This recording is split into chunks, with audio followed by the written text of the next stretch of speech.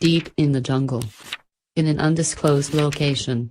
Dread Comics is proud to present the 1943 movie serial, The Phantom. The Phantom is an American adventure comic strip, first published by Lee Falk in February 1936. The main character, the Phantom, is a fictional costumed crime fighter who operates from the fictional African country of Bengala. The character has been adapted for television, film and video games. The series began with a daily newspaper strip on February 17, 1936, followed by a color Sunday strip on May 28, 1939. Both are still running as of 2020. In 1966, King Features stated that The Phantom was being published in 583 newspapers worldwide. At its peak, the strip was read by over 100 million people daily. Falk worked on The Phantom until his death in 1999. Since his death, the comic strip has been written by Tony DePaul. Since 2016, it has been drawn by Mike Manley, Monday to Saturday, and, since 2017, Jeff Weigel, Sunday. Previous artists on the newspaper strip include Ray Moore, Wilson McCoy, Bill Ligmant, Cy Berry, George Allison, Keith Williams, Fred Fredericks, Graham Nolan, Eduardo Barreto, Paul Ryan, and Terry Beatty. In the strip, the Phantom was 21st in a line of crime fighters which began in 1536, when the father of British sailor Christopher Walker was killed during a pirate attack. Swearing an oath on the skull of his father's murderer to fight evil, Christopher began a legacy of the Phantom which would pass from father to son. Nicknames for the Phantom include the Ghost Who Walks, Guardian of the Eastern Dark and the Man Who Cannot Die. Unlike many other superheroes, the Phantom has no superpowers. He totally relies on his strength, intelligence and the myth of his immortality to take action against the forces of evil. The 21st Phantom is married to Diana Palmer. They met while he studied in the United States and they had 2 children, Kit and Hello Eyes. He has a trained wolf named Devil and a horse named Hero, and like the 20 previous Phantoms he lives in the ancient Skull Cave. The Phantom was the first fictional hero to wear the skin-tight costume which has become a hallmark of comic book superheroes, and was the first shown in a mask with no visible pupils, another superhero standard. Comics historian Peter Coogan has described the Phantom as a transitional figure, since the Phantom has some of the characteristics of pulp magazine heroes such as the Shadow and the Spider and earlier jungle heroes such as Tarzan, as well as anticipating the features of comic book heroes such as Superman, Batman, and Captain America. After the success of Mandrake the Magician, King Features Syndicate tasked Falk to develop a new feature. His first effort was to write and draw a strip about King Arthur and his knights. When King Features rejected the strip, Falk developed the Phantom, a mysterious, costumed crime fighter. He planned the first few months of the story, and drew the first 2 weeks as a sample. Fascinated by myths and legends, such as King Arthur and El Cid, and the modern fictional characters Zorro, Tarzan and the Jungle Book's Mowgli, Falk envisioned the character as wealthy playboy Jimmy Wells by day and the crime-fighting Phantom by night. During his first story, The Singh Brotherhood, before disclosing that Wells was the Phantom, Falk changed the setting to a jungle and made the Phantom an apparently mortal, mythic figure. Thinking that there were already too many characters called the Phantom, including the Phantom Detective and find a name he liked better and decided to stay with the Phantom. In the A&E American cable TV documentary The Phantom, comic strip Crusader 12, Falk explained that Greek busts inspired him to knit the Phantom's pupils when the character was wearing his mask. He incorrectly believed that ancient Greek busts had no pupils, they were painted on originally and faded with time, which he said gave them an inhuman, awe-inspiring appearance. 9. In an interview for Comic Book Marketplace, Falk said the Phantom's skin-tight costume was inspired by Robin Hood, who wore tights in films and on stage.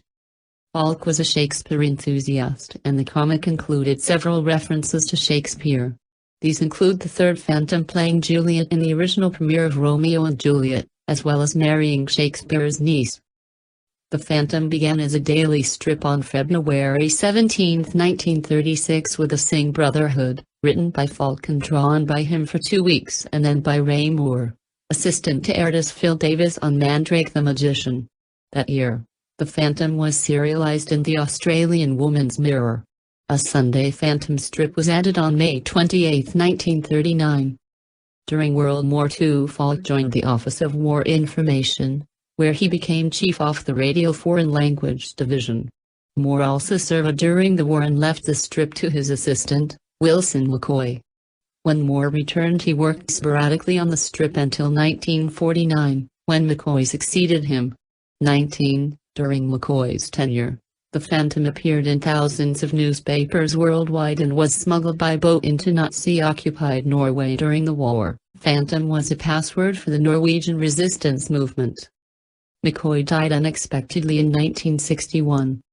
Carmen Infantino and Bill Ligmant, who later drew several Phantom stories for comic books, filled in before a successor was found in Siberia. 21. During Barry's early years, he and Falk modernized the strip, laying the foundation for what is considered the Phantom's modern look. Under Barry, Bengal became a democracy and the character of President La Mandaluyga was introduced. Barry worked on the Phantom for over 30 years until his 1994 retirement, drawing a total of about 11,000 strips. His longtime assistant George Allison remained on the strip as penciler, with Keith Williams inking the daily strip. The Sunday strip was inked by Eric Dosher until Fred Fredericks succeeded him in 1995. Falk continued to script the Phantom and Mandrake until his death on March 13, 1999. His last daily and Sunday strip stories, Terror at the Opera and The Kidnappers, were finished by his wife Elizabeth after her husband pulled off his oxygen mask in the hospital to dictate the storyline. After Falk's death, King Features cooperated with European comic publisher Egmont, publisher of the Swedish Phantom and magazine, which changed from publishing Phantom stories in comic book format to providing the newspaper strip as well, by adapting their own Phantom comic book stories into the strip format. Phantom and writers Tony DePaul and Claes Reimurthy alternated as writers of the newspaper strip after Falk died, with DePaul handling the daily strips and Reimurthy the Sunday ones. DePaul would later become the strip's sole writer. Some stories were adapted from those originally published in Phantom N. In 2000, Allison and Fredericks retired from the Sunday strip. It was continued by comic book artist Graham Nolan, who had drawn 3 Phantom N covers. In early 2005, Allison and Williams left the daily strip after Allison retired, and artist Paul Ryan, who had worked on the Phantom and comic stories and had been a fan of the character since childhood, took over the daily strip. Ryan succeeded Nolan as artist on the Sunday strip in 2007. On July 31, 2011, Eduardo Barreto became the Sunday page artist. He died after only a few months, and Ryan temporarily took over the Sunday page again on January 15, 2012, which featured a memorial to Barreto. Ryan also did the following week's strip, before Terry Beatty became Barreto's replacement. Ryan died at his home unexpectedly on March 7, 2016. Mike Manley succeeded Ryan as artist on the Phantom, beginning with a strip dated May 30, 2016. Beatty stepped down as Sunday artist in 2017, and was replaced by Jeff Weigel. The Phantom is a 1943 Columbia Pictures 15-chapter black-and-white cliffhanger superhero serial, produced by Rudolph C. Flatow, directed by Reeves Eason, and starring Tom Tyler in the title role. It is based on Lee Falk's comic strip The Phantom, first syndicated to newspapers in 1936 by King Features Syndicate. The serial also features Jeanne Bates as the Phantom's girlfriend Diana Palmer, and Ace the Wonder Dog as the Phantom's trusty German Shepherd Devil, who is a wolf in the original comic strip. Professor Davidson plans an expedition to find the lost city of Zoloz. The location of the city is contained on 7 pieces of ivory, 3 of which Davidson already possesses. Dr. Bremmer, however, intends to find the lost city and use it as a secret airbase for his unnamed country.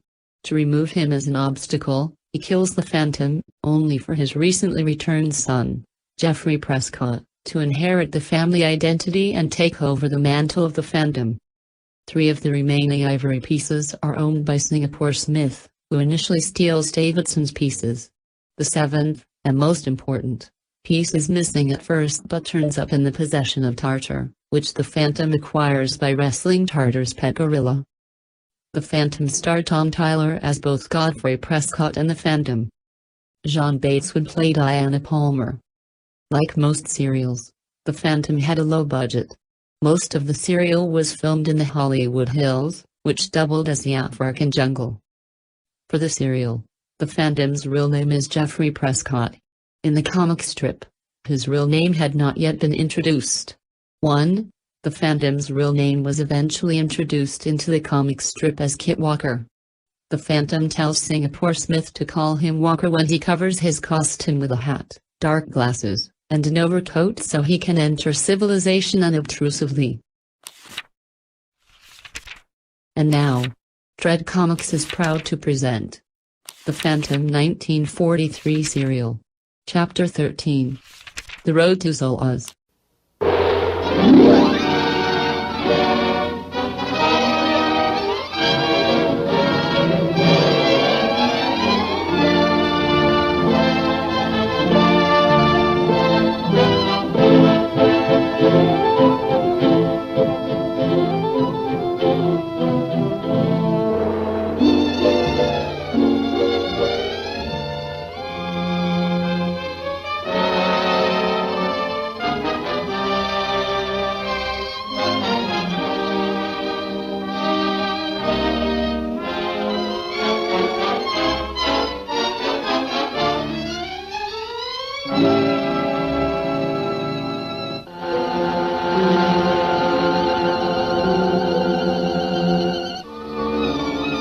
Tartar's men capture Diana and bring her to his castle in the mountains. To gain her freedom, the Phantom agrees to fight Brutus, the savage gorilla.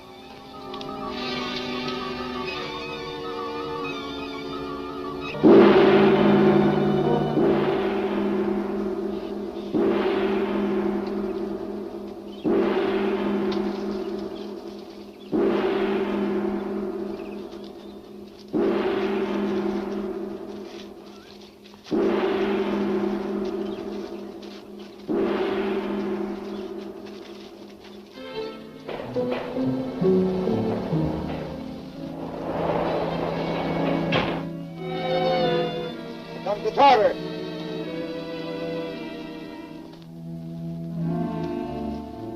Let Brutus enter.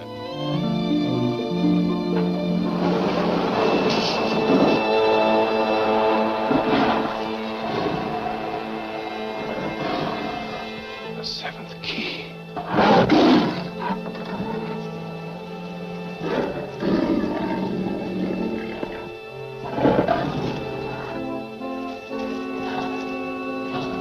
Why, Phantom, you're not losing your nerve, are you?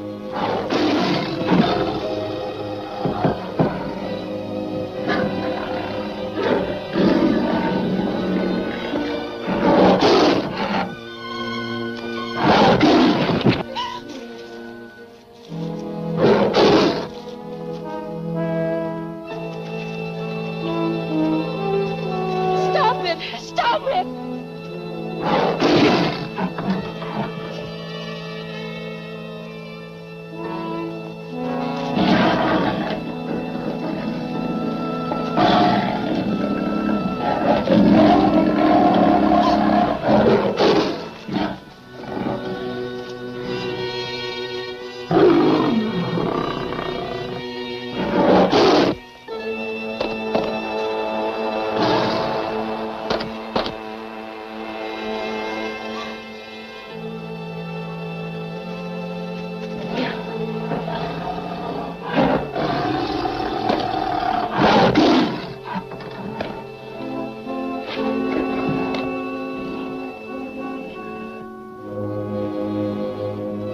Bravo! Bravo, Phantom!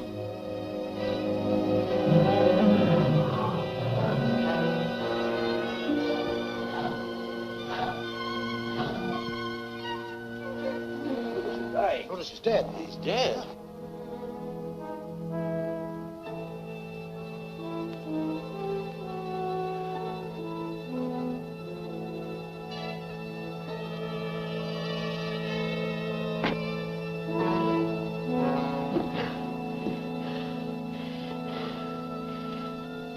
I'll talk with you in the throne room, Phantom. Raise the bars.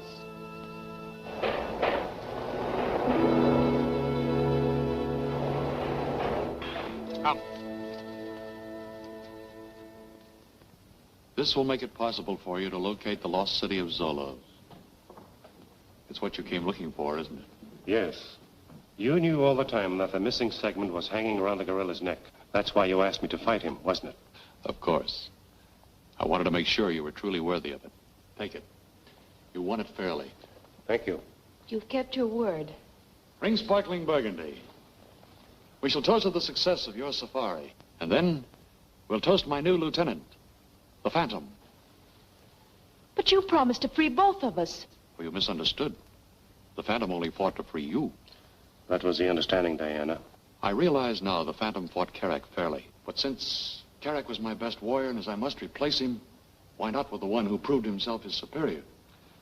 If I can prove that I did not kill Carrack, will you still insist upon my staying here? Oh, definitely not. In that case, you would be under no obligation to me. Very well, Tartar. I think I can convince you.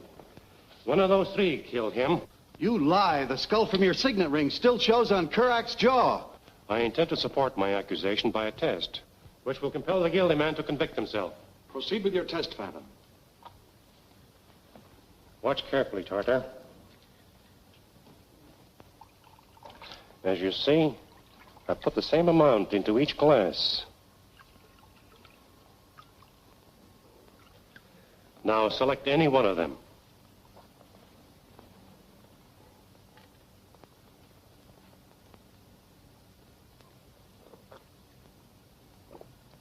You see? It's harmless to the innocent, but it will kill the guilty one. Now let me see you three drink your wine. You heard. Drink. I have nothing to fear.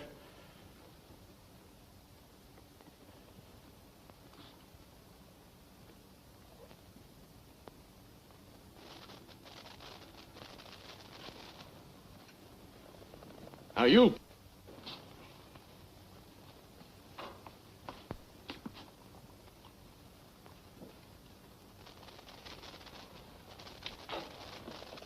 Now you, Rapper. Drink! No! Guard, stop him!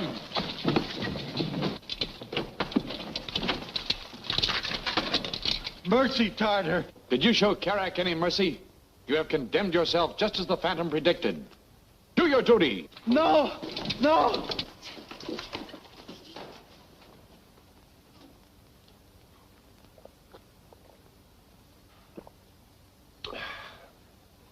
Try this sometime, Tartar. The solution I put in the wine is a great cure for malaria. Wouldn't hurt a fly. Well, at least you proved your point. Phantom, you came to me as a friend, and I treated you as an enemy. But now, when you leave here, you go as my friend. At last, Professor, this puts us on the road to Zoloz. We won't have any trouble finding him now, thanks to you. Well, now that we know where to find the city, how are we going to locate the treasure? If it's there, we'll probably find it in the catacombs, which are indicated on this map. How long do you figure it will take us to reach Zoloz from here? What do you think, Moko? When sunrise, we start. When sunset, we there. That means it'll take a full day. I suggest we start at sunrise. Well, I guess I can wait a little longer. One thing I want decided right now, Professor Davidson. How much of the treasure do you intend giving the Phantom? Any part that he may claim. He deserves the largest share, after all he's gone through for us. I expected you to say something like that. I know your interest in Zoloz is purely scientific, but please understand that I'm in it only for the cash. As far as I'm concerned, I don't want any part of that treasure. That's very generous of you. And as for you, Byron, understand once and for all that any valuables we may find will have to be turned over to the Melville University, which financed this expedition. If the university decides to reward you financially, that'll be all right with me. Thanks. Well, it's getting late. I think I'll turn in.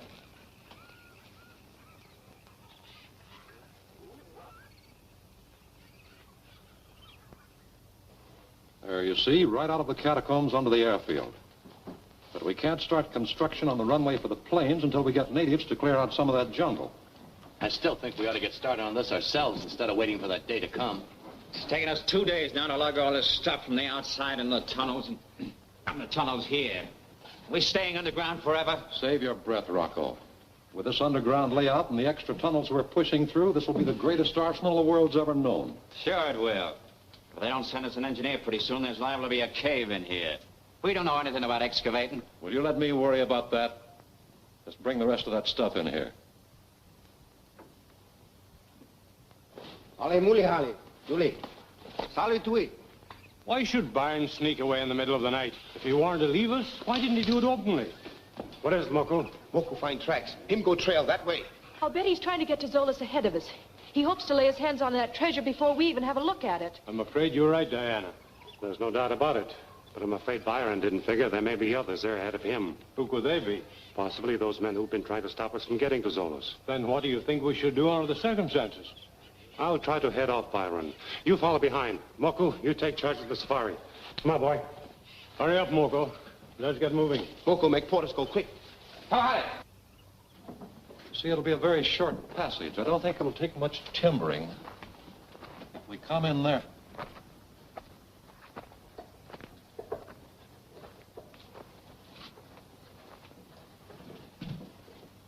Well, well, if it isn't good old Byron. What are you doing here, Dr. Bremmer? Shut the door, Rocco. Stick around, pal. Welcome to Zoloz, Byron.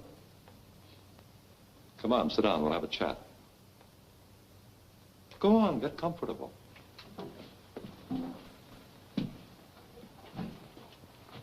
Professor Safari must have gotten out of Tartar's clutches after all. Yeah, and I can feel the phantom breathing down my neck again. Will you two be quiet? Now look, Byron. I want to ask you a few questions. Well, Devil, Zoloz at last. Let's go down and take a look at it, huh?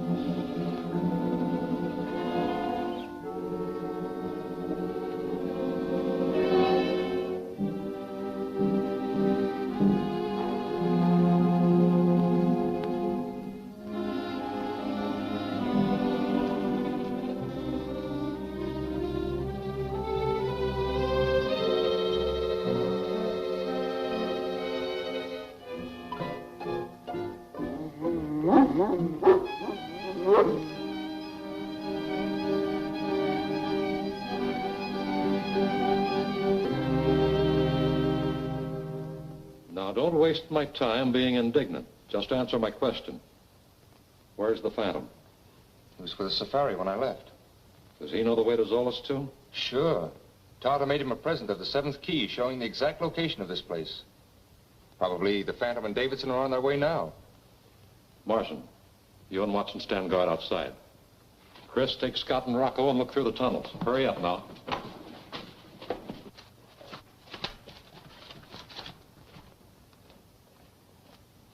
Well, here's where we leave you. Okay, if you see anybody outside, come in and get us. We'll be in the catacombs. Now, look. I want to know what made you run out on the safari. I wanted to be the first to see the treasure. What you mean is that you figured to hide it before your friends could get here. All right. Didn't want to be left out in the cold. Well, you've got possibilities. Too bad you're not a mining engineer. That's what I really need. As it is, I'm afraid you know too much. Go on, get rid of them, Long. Oh, wait. I may be of use to you. You? Yes. If you need an engineer, I may be able to help you find one. Now, don't tell me Professor Davidson's one. Davidson? Yes. He studied mining engineering. to help him solve archaeological excavation problems. Well, say, maybe we can talk business after all. Go on, sit down again, Byron. So Davidson studied engineering, huh?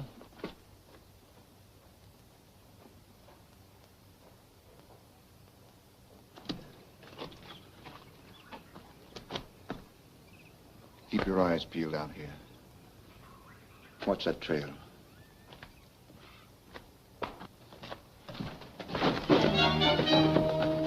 The Phantom.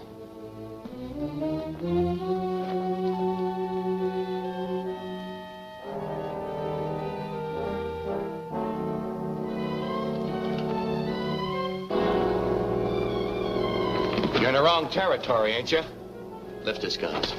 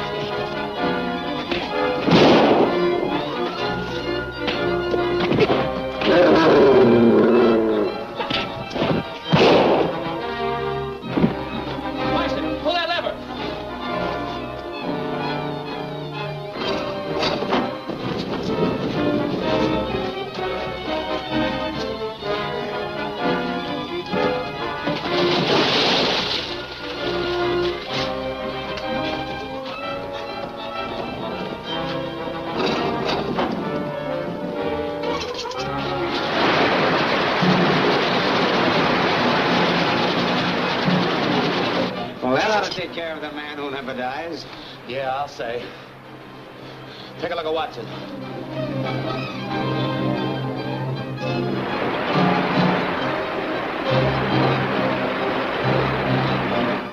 Come on, we'll get you into Bremmer.